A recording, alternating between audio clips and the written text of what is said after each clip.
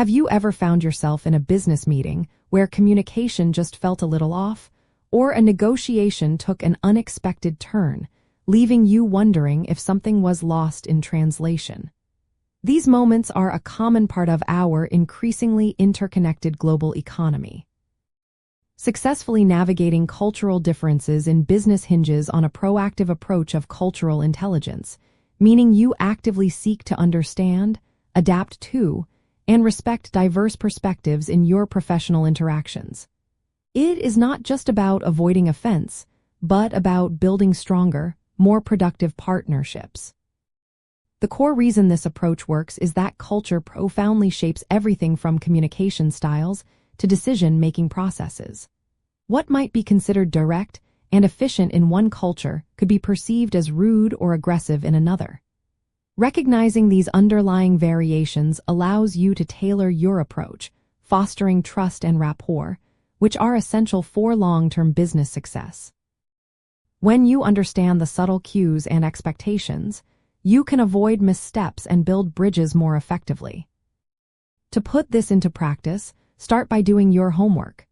Research the specific cultural norms of your business partners or the market you are entering, focusing on communication styles, negotiation tactics, and business etiquette. Next, cultivate active listening skills, paying close attention to both spoken and unspoken cues, as much of cross-cultural communication is nonverbal. Finally, practice adaptability, being flexible with your own approach and willing to adjust your expectations and behaviors to align with the cultural context you are in.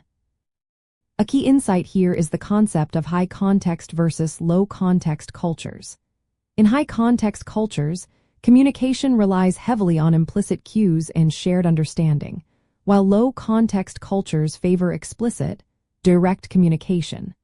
Knowing where a culture falls on this spectrum can dramatically improve how you interpret messages and how you craft your own.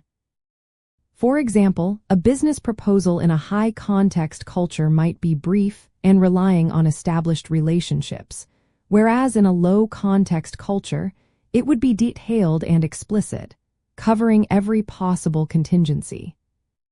By embracing cultural intelligence and actively learning about the diverse perspectives around you, you not only avoid potential pitfalls but also unlock new opportunities for innovation and growth.